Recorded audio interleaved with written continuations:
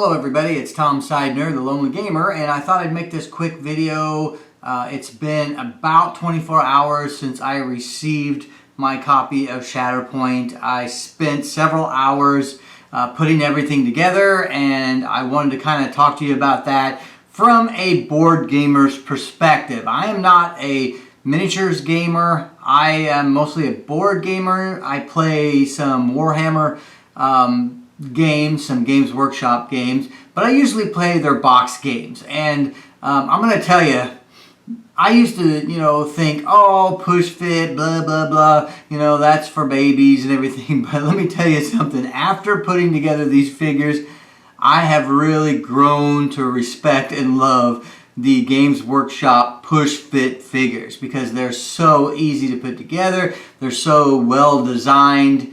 Really a wonderful thing to encounter compared to this. Now, I've used to play a game called Malifaux. I've put together my share of figures, based them, painted some of them, and I am familiar with the process of gluing figures and doing all that stuff. So it wasn't really new to me, but this took a long time to put together. Some of the things were easier than others, but all of the items here were, I would say, at an expert level to put together. One of the things that was really hard to put together was this terrain piece here because it's got a rounded front, so there was no way to kind of hold it together once you glued it. It was in 4, maybe 5 pieces, I can't remember now, but anyway, it was in multiple pieces and you had to try to hold it together square on one end and round on the other, so it was a little difficult. So what I'm getting at is this game looks amazing. I cannot wait to play this game. I'm so excited about some of the concepts in this game and some of the mechanisms that you can do in this game. I'm really excited about that. But I will say that if I was anybody else in my board game group, I don't think that they could do this or would be willing to do this. They could do it if they really wanted to, but they probably wouldn't be willing to put forth the effort to put this game together and do what it takes. Some of the figures weren't too bad. I felt like Maul was pretty easy. Actually, Ventress was one of the easiest ones to put together, but some of them were an absolute nightmare to put together. Some of them were really hard. Like the worst one by far were the battle droids. Here's the battle droids. You can see that there's 3 of them on this base, and each one of these guys came in about 8 pieces. Here's a picture. I'll put a picture on the screen of the pieces that these came in. Every one of these came in that many pieces, and there were 6 of these to glue together. So that was a pain. They're very, very small little pieces, and some of the pieces, like these hands that hold the guns, they're not keyed in any way. So you have to try to figure out a way to get this forearm and this shoulder to match up while still having it look like they're holding the gun. It was pretty tough. I found that just for anybody who's doing this, I found a technique is if you hold them upside down, put the hand on the gun, and then kind of move the elbow to where it needs to go. That's probably the easiest way to get these done, but these things were hard. Also, the feet and legs were not keyed, so getting these feet at the hip at the right spot so that it looks like they're walking or this guy is crouching, that was hard. So I think these droids were probably the biggest pain. The second biggest pain was Kalani here, and she was pretty much the same way.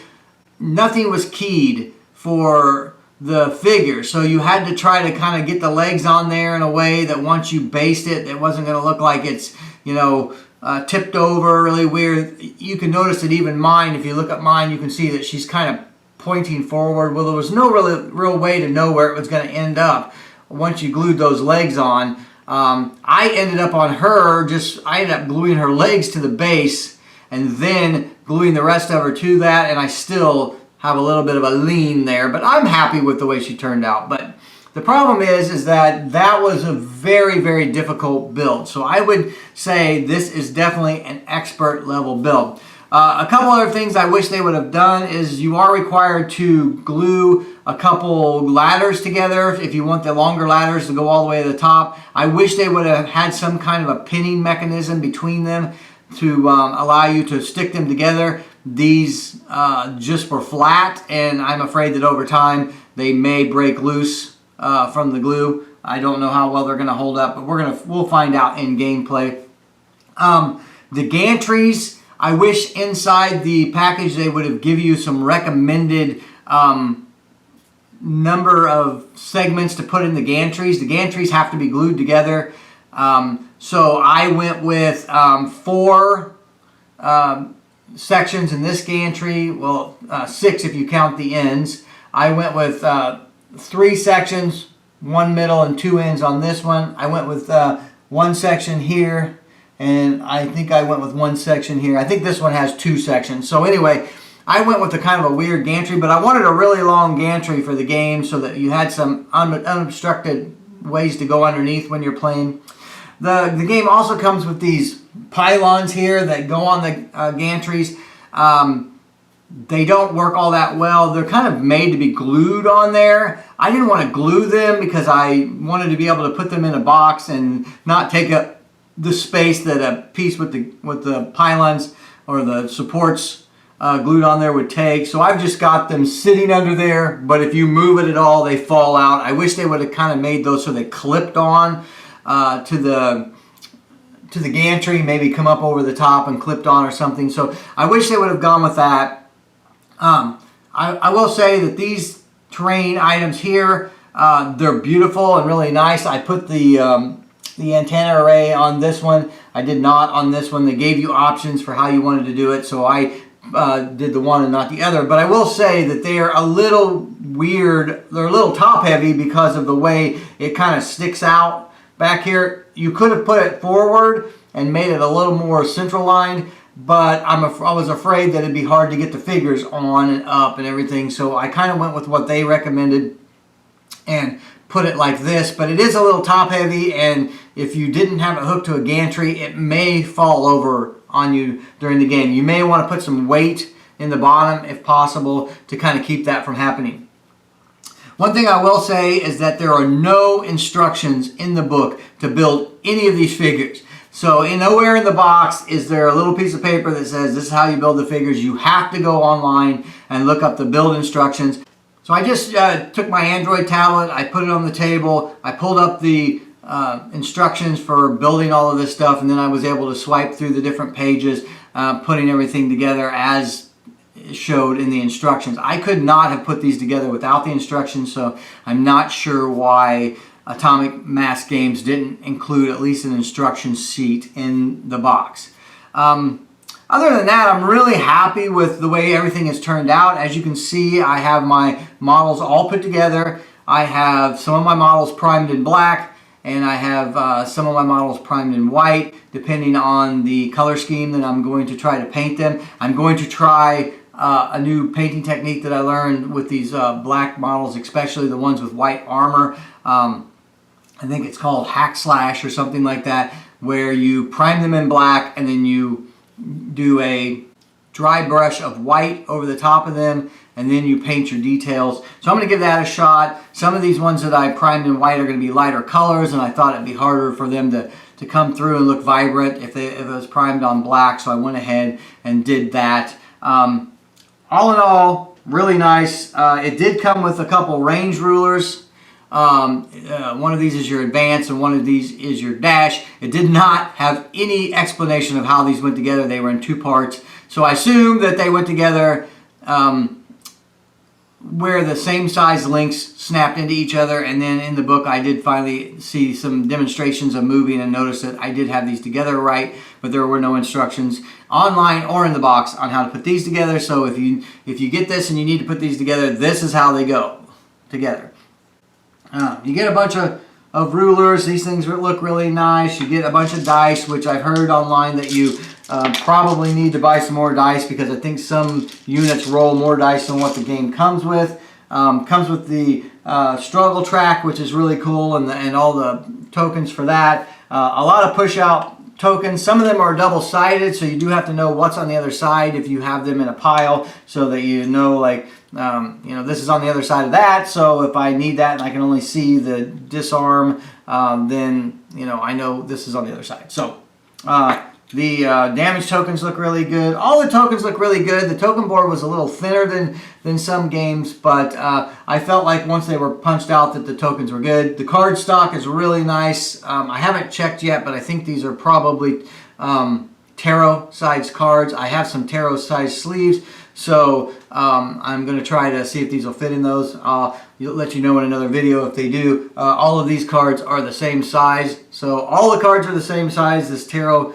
size, I think, and unless, except for these cards here that have your information on your units, and they are quite a bit bigger.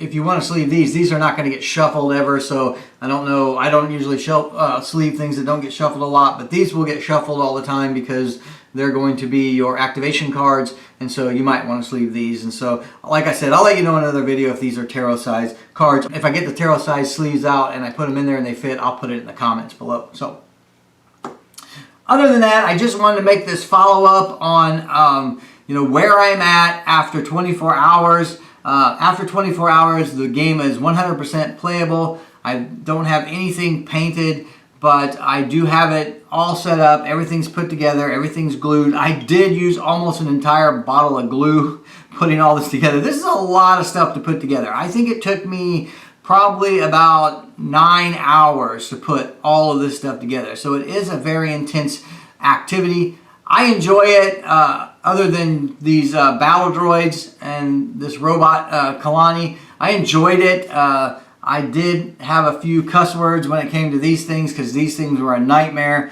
And it was not only a nightmare, there was a nightmare and there were 6 of them. So after I put the first one together and said, this is a nightmare, then I said, oh my God, I have 5 more of these to put together. So yeah, it was kind of tough. But other than that, I kind of enjoyed putting them all together. There are some options, just so you know, when you put these together. The named characters in groups like the 501st and the Mandalorians, they all have an option for a regular head or a helmeted head. And so I did the regular head on all of my named characters. So Bo-Katan and Rex, and anybody who was a named character that had a helmet, I went with the regular head, but you can go with the helmet head if you want. I also had the option on Gar Saxon to go with a rifle instead of a handgun, and so I went with that. That was kind of cool because if you went with the handgun, it came with a holster that had no gun in it that you glued onto his leg, and if you used the rifle, it came with a holster that had a little gun in it that you glued on his leg. So I thought that was pretty cool because they gave you the options, and it made sense that if he was holding his handguns, his holsters would be empty. So I thought that was pretty cool. So they did do some really cool stuff here. I'm definitely not knocking it, but what I am saying is that if you're a board gamer, if you mainly stick to board games and you play games like God Tier where your characters are all put together, you don't have to do anything with them, this is going to be a daunting task for you. If you're a miniature player and you're used to gluing together figures, this is not going to be any issue for you. Some of them are a little tougher than others, but it's doable. If you're a Games Workshop person and you do the 40K and are used to gluing, you're going to be fine. If you're Games Workshop and you do the small box games, push fit, you know, things like that, which is what I've been used to for the last couple of years, then this is going to be a daunting experience for you. So just know getting into this that this is not a open the box and play the game. You're going to have some time that you're going to have to put into this to make this a playable game.